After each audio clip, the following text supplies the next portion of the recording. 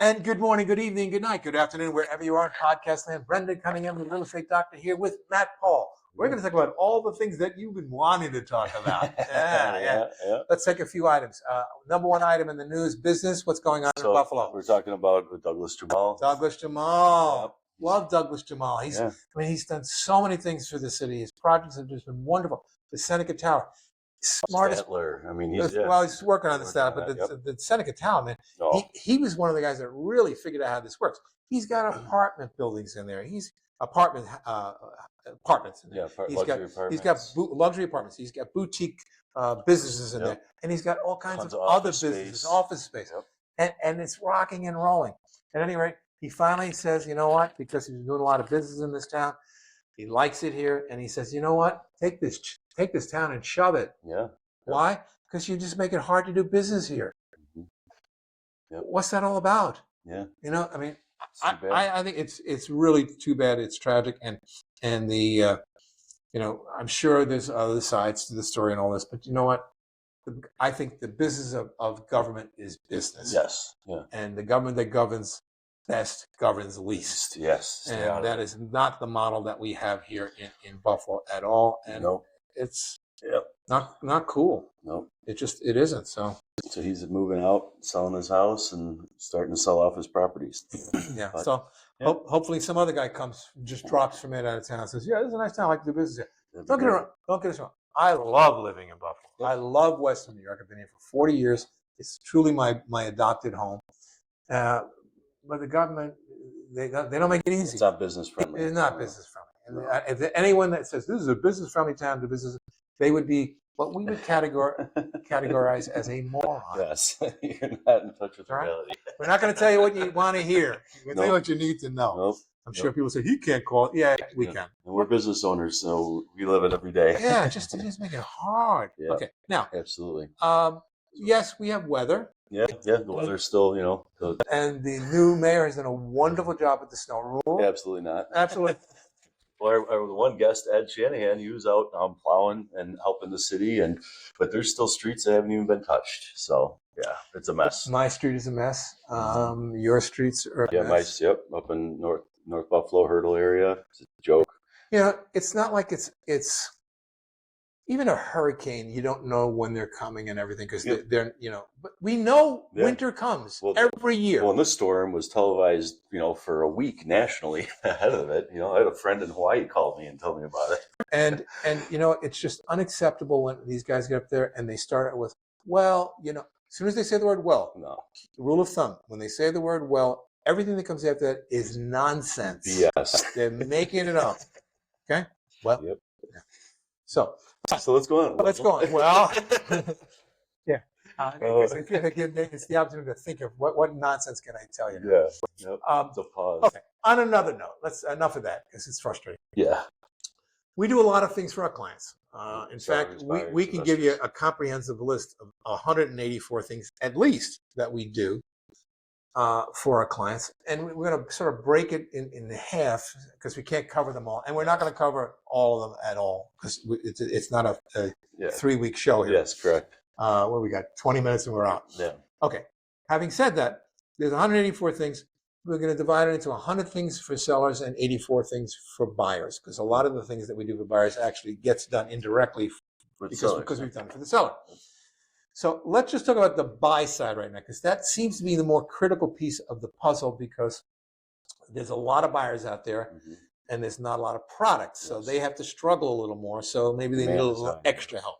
Exactly. So we're just going to go through not the NFL highs, but just a couple of snippets here. So let's take one. Yeah, so providing access to the MLS, neighborhood info, demographics, schools, and pre-approval guidance. And market overview. Yes. All right. Now, having said that, our business has changed dramatically over the years, especially with access to the information. Yep. We used to call ourselves the gatekeepers because we had, what'd you call it? The book.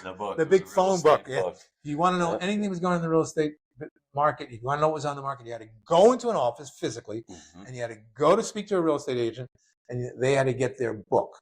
And they were very careful about losing that book. Yeah. And some of them would actually write a skull and crossbones on their book and say stolen because people would steal the books. Yeah. And they had to pay for the books. That's gone. Now the information is available on the internet. It took a while to get on the internet, and access for the consumer is relative. You get some information. Yep. You don't always get the best information, but you get some information. We get more information. We still have this thing called the multiple listing service, which gives us much more information, much more comprehensive information. And you don't have access to that. We have access to that. Yep. And we also have information that we can help you with respect to areas. Why is this area more preferable for you than another? It might be the schools are different. Now, you have to be careful on the school information because we don't want to get accused of discriminatory practices and steering. But we can provide you with the list, which is public information, but we can get it for you and generate so that you don't have to do the legwork for it. Exactly. Now, if you want to do all the legwork, that's fine. We're going to do it for you, and you know what? Probably going to be a lot more cost effective for us to do it. Yeah, absolutely. And there is a big difference in the school systems. Yeah, school and the taxes too, right? And the taxes accordingly. Taxes can vary drastically from town to town. City of Buffalo taxes tend to be conspicuously low by comparison to the taxes in Orchard Park or Williams. Yeah, or like to the south, Hamburg, right? Hamburg, West Seneca are very expensive. And Hamburg has a bunch of different school districts. You got Frontier, you got Hamburg, you got probably Lake Shores. Hamburg has Orchard Park. Yeah, that's right. So they have 3, and East Aurora's got I think 4 different school districts. And is one better than the other? Maybe, but some also have different programs. Yeah, sports, or special needs kids and things like that. And if you need that, you need to be in that school district. Now, can you live outside the school district and send Johnny to that school? You can, but they charge you for it. Yeah, yep. Yeah. And some districts don't allow it. And Williamsville does not. Yeah, and that's when people get into sort of crazy things like, I want a fake lease. We can't do that. Or family members, So yes, preview properties. We can actually preview properties for people that are our clients, and why is that a good thing? Well, especially if you're an out-of-towner or if you just need help doing it, because sometimes the pictures are accurate. Don't do that. And sometimes they're not. And sometimes can be deceiving in good ways and bad ways. Yeah, and I had a comment over the weekend. I was showing a house, and the lady said, "You know what? I have to tell you, the house looks much better in person." That is not the normal response. Not the normal response. The other one is like, "Wait a minute, where's the other 5 bedrooms?" It's way smaller than it looks. Oh my God, this is a shoebox. Yep. And one of my favorite things I do with the pictures, they sometimes do the long lens where they they just make it look bigger. Right? Yeah, the fisheye lens. The fisheye lens. I think they banned that because it was brutal to look at those pictures. I mean, and there are some restrictions what they can do now. Can they put a fire in the fireplace? Yeah, they can do that. Yep. They're not something on the TV I've seen. Yeah, but what they're not supposed to do is like let's say you have high tension wires behind. You can't get rid of those. You take those out. No. You can't Photoshop those. You can, but there's special bracelets that they give you. They look like this. Yeah. Yep. Not cool. So so sometimes it's really kind of important to actually look at the property. Absolutely. So you don't have an unpleasant surprise. Rule of thumb. I have lots of rules of thumb. Generally speaking, surprises in real estate are not pleasant. Yes. Generally speaking, you could get one, but more times they're bad surprises. All right, what do you think about this one? So scheduling, coordinating showings, just getting everything in order. Scheduling showings has almost become a feat unto itself these days, because we have not a lot of inventory, so you go to make an appointment, and they're all booked up. Yeah. You got to go to another day, and they're all booked up. You got to go to another day, and then sometimes you run out of time because they say, well, you want to get in there, but they're doing offers on Wednesday, and you wanted to get it on Monday, and there's no appointments. Nothing available. Yep. What are you gonna do? So it's an extra task for us that didn't used to be. Absolutely, or just having to go through different territories. If you're in multiple towns and you have to, you have 30-minute slots. You got to know how long it takes to get to the next appointment to schedule. It's a science project sometimes. It really is. And people don't realize that. They say, "Oh, just make me an appointment." And one of the frustrations we have is after we spend a couple of hours setting up all the appointments, and then we get a call at the last minute and say, "You know what? I don't want to see that one." Or I have a bit of a cold and I can't get in. You got to cancel all these things. Oh, man. But that's just part of the deal. It sure is. Explain ordinances. Negotiate strategies for stronger offers. And then let's talk about negotiating strategies for stronger offers. It used to be that the buyer agent's role, because we're only talking about buyers right now, was to get you the house at the best price and terms. That was always the deal. We have to put a couple of filters at the very end. Get you the house at the best price and terms that will be acceptable. Yeah. Now, a full price offer, cash, no home inspection, may not be acceptable because there's somebody else that's 20% over that. So part of what we need to do is read the market and say, okay, and right now this is what communicate. And communicate. And right now, this is what I'm saying whether they ask me or not. And I said, this is what you need to expect. And it's always nice to set the expectations. Right now, the areas that you're looking in, we are seeing properties going for anywhere from 10 to 15% more than the asking price. Yeah, over ask. Or more than that. And we use a proprietary software program that will actually show us a giant range. Let's say you have a house for $250. The range may go down to, say, $190 if it's a dog. Okay, if there's a river running through the basement, or $340. That's the kind of a range. And you know what? There are other really smart agents out there that might be using the same software we are. They can see that too, and they will direct their sellers accordingly. So we're not infallible, but we can say, here's the deal.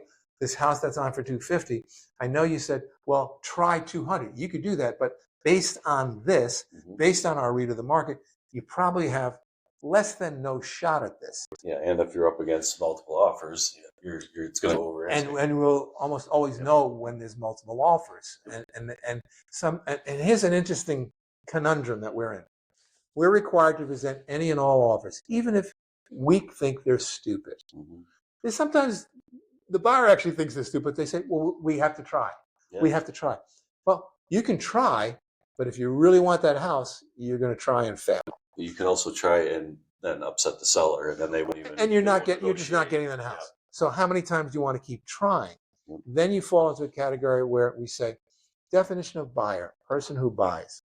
Not a person who tries to buy. No. And if you want to keep throwing lowball offers, that's fine. But at some point, you realize you're wasting your time.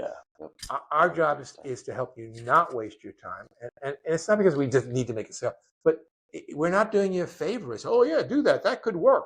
It could, but we live in the world of probabilities, not possibilities.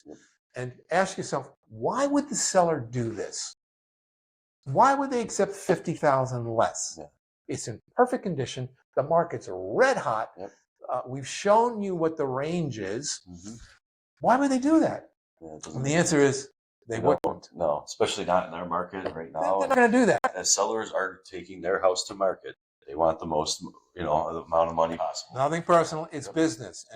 And, and we don't care that Johnny used to live here and all this kind of it's. And I've never heard that. Have you ever had a seller tell you that? No. I want to sell it to them for $50,000 less because I like it. It could happen. We're waiting. I've only seen that off market to family, right? Like, okay, they're gonna, it was grandma's house and she didn't do anything to it. It's interesting, right? And based on that, I was driving through Kaisertown the other night and with my wife, and I said, this used to be one of those neighborhoods we used to say, don't even bother to try to get a listing here because they never hit the market. Everything would go from neighbor to neighbor, from family member to family member. They just never hit the market. It was a very, very tight neighborhood. And it's done very, very well for itself over the years, like most of the neighborhoods have. They've all gone up and appreciated dramatically. And, but yeah, you couldn't, it was just very hard to get one there. So if you think this, and to this day, there's not a lot of listings in Kaiser. No. Very desirable. Yeah. All right, let's look at another one here. Come on, give me my. Talked about that. Inspections. Yeah, there we go. So recommending inspectors for different specialties like radon, septic, reviewing reports. There's also compliance tests that need to be done from a lot of municipalities. So knowing what you need to, as a buyer, it's usually the seller that's going to be taking on like a septic test and things like that. But you would also want to let the buyer know, hey, if there's an issue with this test, it's going to be, it have to be rectified. You won't transfer ownership without it. Yeah, I had a client recently that was selling they had 30 acres and they were going to spin off about 5. Oh, okay. And um, they knew that when they went to sell their house, that it was going to need a new septic system, but they didn't have the money for it. Oh. So they said, this is what we're going to do. We're going to spin off 5 acres and take some of that money so that we can get our house market ready in the spring. Okay. Makes sense, because the septic system used to be cheap. Oh, yeah, there used to be like 10 grand. Now it's 20. No, when I first moved up here in 1985, the septic system failed. It was the buyer's obligation to fix it. And the septic system back then was the buyer's obligation to fix it? Excuse me, it was the seller's obligation to fix it. And I'm fortunate because I got a brand new septic system, and it's still working, but it's not on the market, so it's not a big issue. But it was $4,500. Oh wow, that ship has sailed. Oh yeah, a long time ago. Yeah, there's at least 85. Yeah, in 85. It was 31 years ago. It was a lot of money. It was 5% of the sale price, but 5% of the sale price today, if your average is what, let's say 300, yeah, it's 15 grand. Yeah, that's the number I would use. Probably. So I know attorneys are holding around 18 to 20,000 escrow if there's an issue. They'll always hold more. Yep. Yeah. And back then the rule of thumb was you held 1.5 times. So it was 45, you'd hold 7. And they did. And that's how you know it got done. But we kind of usher you through that. HOA docs. HOA, of all the things that's probably eroded the market in Florida, it's the major increase of the HOA fees because of hurricanes. And it's a problem. Now, the HOA things, especially with all the reels on the internet and all this kind of stuff, you hear more HOA stories, HOA Karens. It's a factor. And I really got to experience HOA for myself when I was living over at Briarwood in Hamburg. There was 3 sections to that complex. There was a section where Marv Levy lived. You couldn't have a dog there. I lived in the section where you could have a dog. But I also lived in the section that they all had separate HOAs. They were nice people. I didn't have condo Nazis, and that's a thing. I mean, it's a thing. Until you live there, you don't know. It was wonderful. The other places, it was a little dicey, but it was a nice community, and fortunately, my HOA fees were very manageable. That was the other thing. We had a good homeowner association committee. We didn't have crazy people. Oh, I think we should have not just snow plowing, but we should heat the roads. We're not doing that, okay? Because we do, my fees are going to go up. So that's some of the things that we do. Could you do them yourself? Sure. You want to have that much aggravation? I don't think so. No. Yeah, we do a lot of things. Behind the scenes. And and that's the worst part. We do so many things that are behind the scenes that sometimes, especially on the sales side, people think, like, you put the sign in the ground, that was it. No, there's so many things going on that you just don't get to see. That's why every once in a while, I like to let people look a little behind the curtain. Yeah. And a lot of times now, especially with showings, I'll let them look. I said, "You want to know what I'm dealing with?" I said, "Look at the schedule here. See this? Yeah. These are your times to get in here." And by the way, when you get in here, I have to confirm. It's not automatic. Sometimes it takes them a day to get back to me. I know. Yep. Right? Yeah, confirming the appointment. We have to confirm and it's a good thing. We should confirm the appointments, and we should. And sellers should feel secure that people aren't just wandering in there. Of course. Yep. Going in with a real estate professional that knows how to conduct themselves properly in someone else's home. You would think it's easy. You would think it's common sense. No, there's a lot of things. Common sense, that ship sailed a long time ago. ago. Just, how many clients have you had that tried to do something? Pull a carpet up in a corner or take down something covered up a wall in the basement. It's like, you can't touch it. I can't do that. Your house. It's not a thing. It happens. And I love it when you have a home inspector in there and they're doing their job and they're doing the right thing. And the buyer will say, "Listen, can you poke through this thing? Can I see what's?"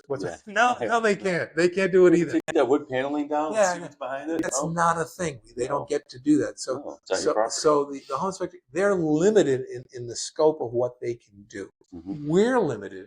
Now we can get access to an awful lot of things that you can't, but we still have limitations. Yeah, absolutely. In some cases, there's simple common sense, but as I say, common sense. If you look at anything in the news today, it's not. That ship sailed so many years. No such thing anymore. Oh my God.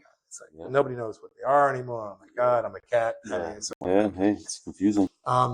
We have time for maybe one more before they throw us off the airwaves here. All right. So yeah, scheduling final walkthroughs, setting up the closing. The attorneys will schedule a closing, but you got to set up a final walkthrough and go through that property, preferably within 24 hours before. Yeah, and I love what one of our last comments is handling keys and post-sale support. Mm-hmm. This is what shouldn't happen. After the deal closes, you go to call your agent and you hear, this number has been disconnected. No, it's not good. No, it's not a good thing. How many times I am constantly asked by my clients, "Oh, can you ask the previous owner how to do this or where that is? From switches to whatever. And a lot of times they're very simple conversations. Even mail. How many times is mail delivered after closing? It just keeps coming. Yeah, it just keeps coming. Gotta coordinate all that. Yep. I had a fellow in one of my doubles, and he moved out 2 years ago. I still get his mail. Yeah. Now, he was nice enough to buy a house for me, and I told him to do that before. Listen, so you can mail it to him. No, I hand deliver it to him because it gives me an excuse to go and say hello. And he was a good kid. I liked him a lot. Yeah, and now he's having a baby. He might even have the baby by now. So there's some of the things that we do. Yeah. And we do a lot of them. And for the most part, a lot of things that we do we save you a lot of aggravation. Yeah, we try. A lot of the things that we do, you can do yourself. But as I like to tell people, it's just like installing your own toilet. Mm-hmm. You don't get it right the first time. It's a mess. You cost a lot more in the long run. In the long run, it's going to. And why would you? Life is short. And what is it in geometry? The fastest distance between 2 points is a straight line. Yeah. we straight line it. Yep. Straight line. And you know, all the way around. So when you ask this question, well, what about this? We probably have the answer already. Mm-hmm. You could go and find it, but this is what it is, and this is what it's not. So, exactly. What else you got? Yeah, well, that's it. That's it? Yeah, I think we're good. Thank you for tuning in. Please like, subscribe. Let us know if there's push those buttons, right? I love that. I'm Brendan Cunningham, the real estate doctor here at EXP, and together we are those real estate guys.